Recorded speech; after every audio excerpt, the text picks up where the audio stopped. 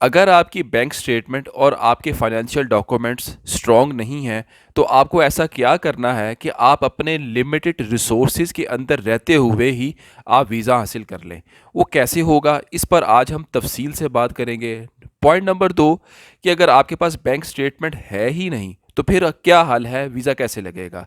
और point number 3 जो कि सबसे अहम है इस वीडियो का, वो ये कि आप कैसे ये साबित करेंगे कि आपकी अपनी कंट्री और अपनी फैमिली के साथ इतनी स्ट्रॉन्ग टाई है, या दूसरे लफ्ज़ों में ये कह लें कि बहुत ही गहरा रिश्ता है कि आपकी आपकी फैमिली और आपका कंट्री आपके लिए एक अटूट अंग है कि आपने विज़िट करके वापस आना ही आना है। और इनको शो करना कैसे आपने शो करना है, डॉक्यूमेंट्स के अलावा। डॉक्यूमेंट्स तो सबके पास होते हैं, लेकिन डॉक्यूमेंट्स के अलावा आप कैसे शो कर सकते हैं कि आपका बहुत गहरा ताल्लुक है अपने मुल्क के साथ और अपनी फैमिली के साथ। बहुत अहम पॉइंट है ये जी, तीसरा। इसको आपने स्किप नहीं करना, वीडियो के साथ जुड़े रहिए। आज मैं तफसील से आपको ये सारा कुछ बताऊंगा। एज़ यूजुअल रिक्वेस्ट कि अगर आप यहाँ तक आ ही गए हैं तो काइंडली वीडियो को लाइक और शेयर ज़रूर कर दीजिएगा। बेशक आप चैनल सब्सक्राइब ना करें, लेकिन वीडियो को शेयर ज़रूर कर दीजिएगा। दूसरी रिक्वेस्ट, प्लीज़ व्हाट्सएप पर मुझसे सिर्फ वो लोग रब्ता किया करें जो मुझसे पेड सर्विस चाहते हैं। हम व्हाट्सएप पर सवालों के जवाब नहीं देते। अगर आपको कोई अपना रिफ्यूज़ल डिस्कस करना है, कोई सर्विस चाहिए, तो व्हाट्सएप पर आप हमें पेड कॉल करके हमसे रब्ता कर सकते हैं। हम आपको सारा प्रोसीजर बताएंगे। तो बगैर वक़्त ज़ाया किए जी, वीडियो को स्टार्ट करते हैं। जिनके फाइनेंशियल डॉक्यूमेंट्स स्ट्रॉन्ग नहीं होते, वो सबसे पहले तो ये बात अपने जहन में बिठा लें कि बैंक स्टेटमेंट वो अपनी सिर्फ लेटेस्ट अटैच करें, 6 माह की या जितनी मांगी गई है, 3 माह की, 6 माह की, तो उतनी ही अटैच करें। अगर आपसे 3 माह की स्टेटमेंट मांगी गई है तो 3 माह की ही लगानी है, 6 माह की लगाने की ज़रूरत नहीं है। इससे आपके जो है ना केस में प्रॉब्लम आ सकती है।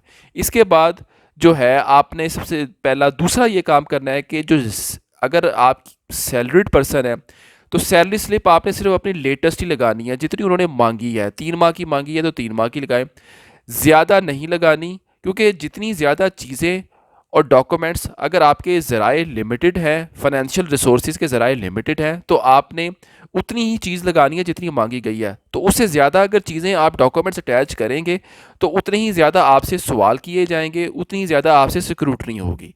तो इस चीज़ का आपने ख्याल रखना है। इसके बाद आपने टैक्स रिटर्न अगर है, तो अगर आप फाइलर हैं तो वो आपने ज़रूर लगानी है।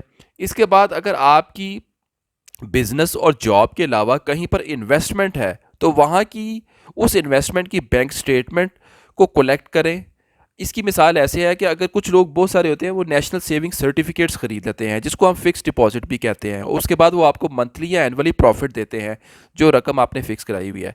तो उसकी भी बैंक स्टेटमेंट आपने निकलवानी है और साथ अटैच करनी है। और नेशनल सेविंग सर्टिफिकेट के अलावा अगर इसके अलावा भी कोई किसी बैंक में आपकी एफडी यानी कि फ़िक्स डिपॉज़िट है, तो उसकी भी बैंक स्टेटमेंट को आपने निकलवाना है और साथ अटैच करना है।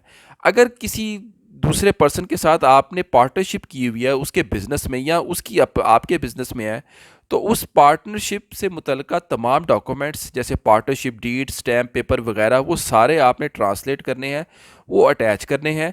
और इसके अलावा उस बिज़नेस में, जो पार्टनरशिप वाला बिज़नेस है, अगर उसकी बैंक स्टेटमेंट अलहदा से है, तो वो भी आप अटैच कर सकते हैं। ये ऑप्शनल होता है, आप चाहें तो अटैच कर सकते हैं।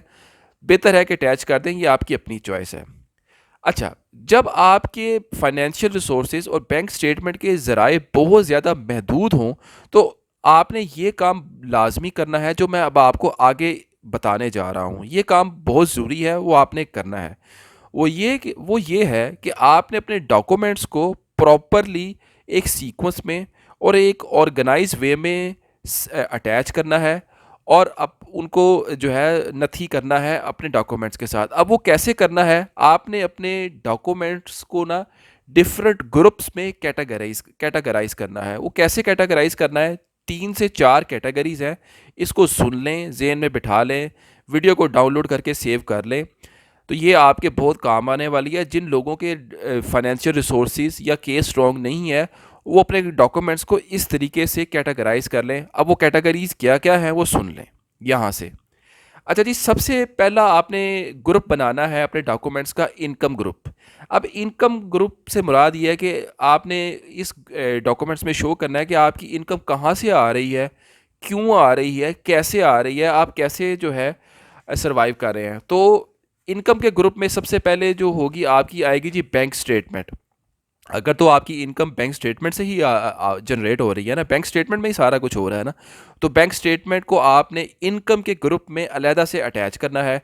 अगर इनकम आ रही है सैलरी से तो सैलरी स्लिप जो है उसको साथ अटैच करें। अगर इनकम किसी फिक्स डिपॉजिट से आ रही है तो उसका अगर कोई अलहदा बैंक अकाउंट है तो फिक्स डिपॉजिट की बैंक स्टेटमेंट को इनकम के ग्रुप में अटैच करें।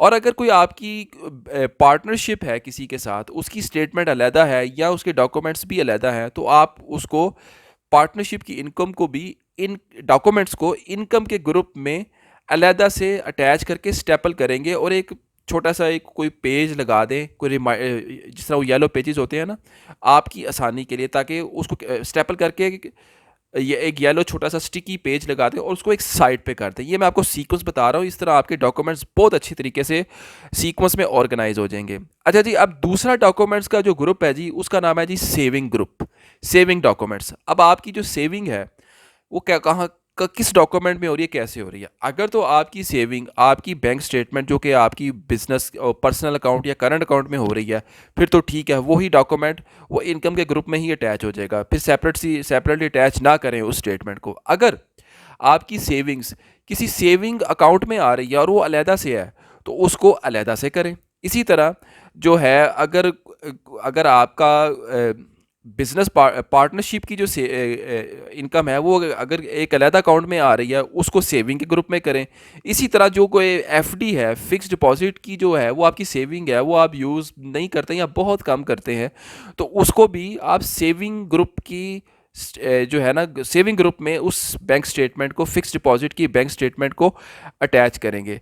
तो इन तमाम डॉक्यूमेंट्स को आपने प्रॉपरली स्टेपल करना है, अलहदा करना है। तो ये जी दो ग्रुप हो गए डॉक्यूमेंट्स के सीक्वेंस के। अब तीसरा ग्रुप है जी, उसका नाम है जी इन्वेस्टमेंट। अगर आपकी कोई कहीं पर इन्वेस्टमेंट है, जिस तरह फिक्स डिपॉजिट की इन्वेस्टमेंट है, उससे रिलेटेड आपके पास जो डॉक्यूमेंट्स हैं कि जी वो this is to certify that mister ABC has deposit this amount of money in this account on yearly basis, 2 year basis, वो ज़ाहिर बैंक के डॉक्यूमेंट्स होंगे, लेटर होंगे। इसी तरह बिजनेस पार्टनरशिप की जो डीड्स हैं, अगर आपकी पार्टनरशिप है, डीड के डॉक्यूमेंट्स और दीगर स्टैम्प पेपर से रिलेटेड डॉक्यूमेंट्स, वो जितने भी डॉक्यूमेंट्स हैं वो आपने इन्वेस्टमेंट के ग्रुप में अलहदा से अटैच करने हैं। उनको इनकम के ग्रुप में और सेविंग के ग्रुप में अटैच नहीं करना।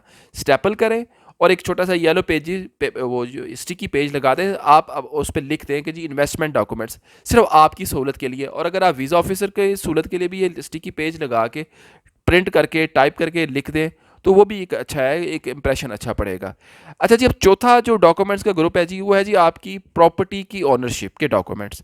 जितनी भी प्रॉपर्टी, दो, एक है, दो है, तीन है, चार है, ज़्यादा हैं, वगैरह वगैरह, वो उसके प्रॉपर्टी के सिर्फ ओनरशिप के डॉक्यूमेंट्स जो हैं वो आपने प्रॉपर्टी के डॉक्यूमेंट्स के ग्रुप में अटैच करने हैं और उसको स्टेपल करके आपने अलहदा करना है। ऐसा करने से होगा क्या कि आपके तमाम डॉक्यूमेंट्स एक सीक्वेंसली प्रॉपरली ऑर्गेनाइज हो जाएंगे और आप अपने लिमिटेड फाइनेंशियल रिसोर्सेज के अंदर रहते हुए अपने केस को इतने अच्छे तरीके से आपका रिप्रेजेंट हो जाएगा कि क्या आपने किसी कंसल्टेंट से ये केस तैयार करवाना है, उसको 50,000 देना, 60,000 रुपया देना, उसको देना।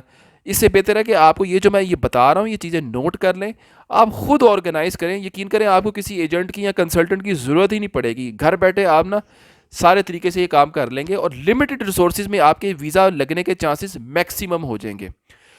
और अब जो चीज़ आपको लगे, जो चीज़ आपको डॉक्यूमेंट्स में लगे कि बहुत ही अहम है, उसको बताना बहुत ज़रूरी है। आप उसको हाईलाइटर से प्रोमिनेंट कर लें, किसी भी कलर का हाईलाइटर ले लें, येलो, ग्रीन, पिंक वगैरह वगैरह, उसको हाईलाइट कर दें। और सिर्फ उस चीज़ को हाईलाइट करना जो आपको लगे कि बहुत ही इंपॉर्टेंट है। हर चीज़ को हाईलाइट नहीं कर देना या बोल्ड करके लिख दें।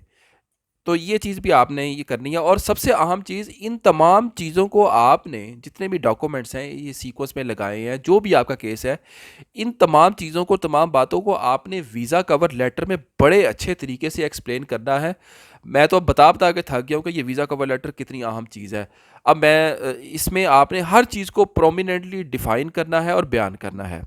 अच्छा जी, अब आ जाइए उस दूसरे पॉइंट पर जो मैंने कहा था वीडियो के शुरू में कि अगर आपके पास बैंक स्टेटमेंट या फाइनेंशियल डॉक्यूमेंट्स अपने हैं ही नहीं, तो क्या करना है उसका? देखिए व्यूवर्स, बेहतरीन तरीका है कि आप अपने किसी ब्लड रिलेटिव, फादर या मदर या किसी फ्रेंड की भी बैंक स्टेटमेंट को यूज़ कर सकते हैं, उनके डॉक्यूमेंट्स को भी यूज़ कर सकते हैं।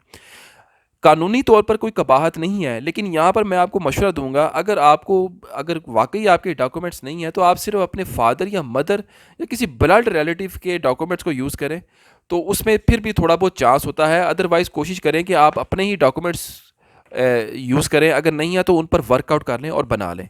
अब तीसरा पॉइंट पर बात कर लेंगे जो कि बहुत ही अहम है, जो कि मैंने वीडियो के शुरू में बताया था, फैमिली और कंट्री के साथ अपनी टाइज शो करना।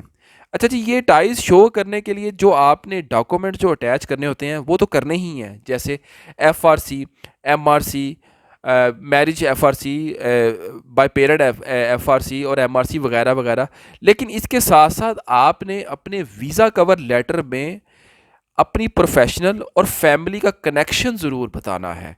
अगर नहीं है तो उसको किसी तरीके से क्रिएट करें, कोई स्टोरी बनाकर, कोई छोटा मोटा एक्सक्यूज़ बनाकर क्रिएट करें। वो कुछ भी हो सकता है। इसकी मिसाल मैं आपको दे दूं। मिसाल है कि अगर आपका कोई एक बच्चा है या दो बच्चे हैं, तो आपके बच्चे का कोई रिज़ल्ट या कोई इवेंट ऐसा आना है, तो आप बता सकते हैं जी कि मैं मैक्सिमम एक हफ्ते से ज़्यादा नहीं रुक सकता, क्योंकि नेक्स्ट वीक मेरे बेटे का स्कूल में ये इवेंट है या उसका रिज़ल्ट आ रहा है, तो मुझे हर सूरत आना ही आना है और ये अटेंड करना ही करना है। या कोई ऐसी बिजनेस मीटिंग जो आपने वापस आकर अटेंड करनी है, या कोई भी आपकी फैमिली में या बिजनेस में कोई ऐसा प्रोग्राम है जिसमें आपकी शिरकत जो है बहुत ज़रूरी है, और आपकी शिरकत के बगैर वो प्रोग्राम जो है वो मुकम्मल नहीं हो सकता। तो ये चीज़ें आपने हर सूरत अपने वीज़ा कवर लेटर में बयान करनी है, और इससे रिलेटेड अगर कोई आपके पास प्रूफ है तो वो ज़रूर सबूत के तौर पर लाजमी अटैच करें, और इन तमाम चीज़ों को वीज़ा कवर लेटर में कन्विंसिंगली लिखें अगर आपके ड्राफ्टिंग स्किल अच्छे हैं। अगर ड्राफ्टिंग स्किल अच्छे नहीं हैं तो बराए करम किसी और से वीज़ा कवर लेटर तैयार करवाएं।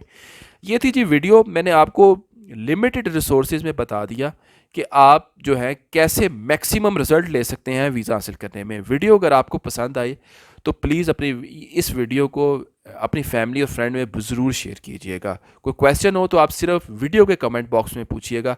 बराए करम मुझसे व्हाट्सएप पर सवाल जवाब ना कीजिएगा। WhatsApp it's a paid service. अब तक के लिए इतना ही। बहुत शुक्रिया। अल्लाह हाफिज़।